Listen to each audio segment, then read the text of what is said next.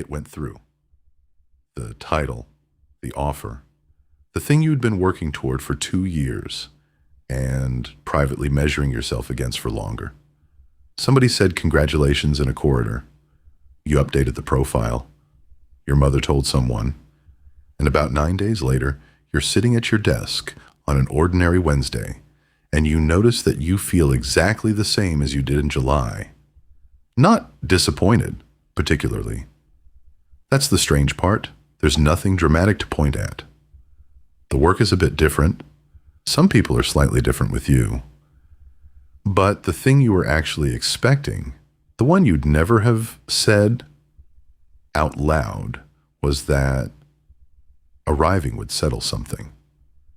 And it hasn't settled anything. It's just Wednesday, with a better title on it. Here's what almost everyone does with that, and why every version of it starts the same climb again, with a fresh target. Then I'll tell you about a man who was handed the largest job that has ever existed and wrote himself a warning about it that fits in one line. 3 doors. The first is to move the line. Obviously, this one wasn't it. The next one is it, director or the other company or the number that starts with a different digit. And you don't experience this as a decision, which is what makes it so effective. It arrives as an insight. You feel clear-headed, almost relieved. What you have actually done is protect the belief that arriving fixes something by moving the arrival somewhere you can't check yet. You can run that maneuver for 40 years, and people do. The second door is to blame the prize. It was the wrong industry, the wrong company. That the role was missold. And sometimes that is simply true, and you should leave. But notice how conveniently it lands. Because if the prize was faulty, then the theory survives. The right prize would still have worked. You've kept the machinery and changed the target, which is door 1, wearing a more sophisticated hat. The third door is the quiet one. You decide the feeling is a defect in you. Other people seem pleased with their lives. You got the thing you wanted and felt almost nothing. So something must be missing in your wiring. This one is the most painful and the most common in high-achieving people. And it's wrong on the facts. What you're describing is not a personal failing. It is the most reliably documented thing about ambition, and every serious person who has ever climbed anything has reported it. Here's the thread. All 3 assume the problem is which thing you got. None of them look at the assumption underneath that a change in your circumstances was ever going to arrive as a change in you. In the year 161, a man became emperor of Rome who had not wanted to be. Marcus Aurelius was adopted into the succession as a teenager on somebody else's arrangement, and by his 40s, he had the largest concentration of power the world had yet produced. Anything he wanted. Anyone he wanted. No check on him of any kind. And in his private notebook, not a speech, not a letter, nothing anyone was meant to read, he wrote himself a warning. Take care, he wrote, that you are not made into a Caesar, that you are not dyed with this dye. For it does happen. Sit with the word. Dyed. Not corrupted, not spoiled. Dyed, which is what happens to cloth, left long enough in a color. It's passive. Nobody does it to you. You simply sit in something and take it on, and there is no moment at which you notice it happening. And then he tells himself what to do instead, and the list is almost boringly plain. Keep yourself simple, good, pure, serious, a friend of justice. That's it. That's the emperor's plan. There's a second thing in that notebook that makes the first one land, and it's easy to miss because of its length. The longest single passage Marcus ever wrote is a portrait of his adoptive father, Antoninus. Pages of it. And it is not about achievements.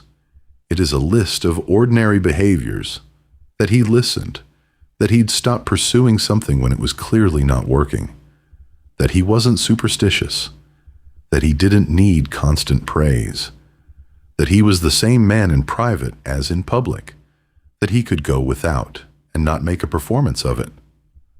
Marcus had the whole empire in front of him as material, and what he chose to write down at length was the character of a competent man doing a job well. Now the moves. 3 of them. Move 1. Separate the 2 things the title actually gave you. There are always 2, and people conflate them, which is why the disappointment feels total. The first is real, and it arrived. More money, different work, a bigger room, information you didn't have before. That's the job, and the job is genuinely different. The second is the one that didn't arrive, a settled internal state, the sense of having got somewhere. Write both columns down. What you'll see is that the transaction was completed in full. You got everything that was on offer. The other column was never something anybody could hand you, and it was never part of the deal. Move 2. Find out what the die is here, specifically. Marcus's warning isn't abstract, and neither is yours. Every role has a house style it presses on you, and it comes with the seat. Look at the 2 people 3 levels above you and be honest about what the job has done to them. One will be visibly better for it. The other has become something impatient or performative, or the sort of person who checks their phone while someone is talking. That second one is your forecast, and it is available now, for free. So name it. In one sentence, the thing this job will make me, if I let it, is the kind of person who never has time. Once it's named, you can watch for it. Unnamed, it just happens, and everyone else sees it before you do. Move 3. Write the Antoninus list. Marcus's longest passage was a list of ordinary behaviors in a man he admired, and that is not a coincidence, it's a technique. So take 20 minutes and write down 5 things you want to be true of how you work, not what you want to achieve, how you want to operate. Listens properly. Doesn't need it repeated back. Says the hard thing early. Stops pushing something that isn't working.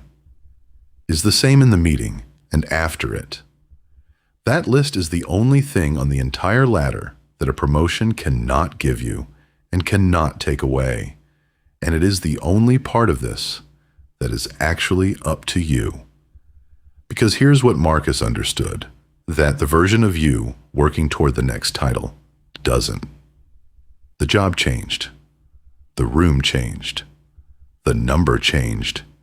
You were the constant in all of it, and you always will be, which is either the bleakest sentence in this episode or the most useful one, depending entirely on whether you'd rather keep climbing toward a feeling or start building the person doing the climbing.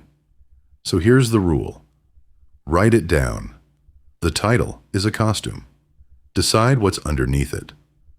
This week, 3 things. 1. Write the 2 columns, what the promotion actually delivered and what you were quietly hoping it would. 2. Name the die. 1 sentence on what this job turns people into, based on someone you can actually see. 3. Write your 5 and keep them somewhere. You'll read them on a bad Tuesday. You will not be able to arrive. Marcus got the biggest job in the world at 40 and spent the rest of his life writing notes to himself about not becoming an idiot. What you always control is who is wearing the title. Master that, and the next rung stops being a promise and goes back to being a job. If this helped, like it and subscribe.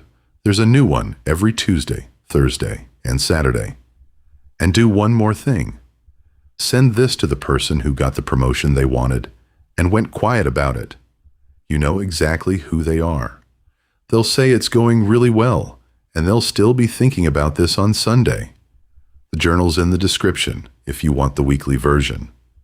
And watch this one next. You're out of your depth. Everyone is.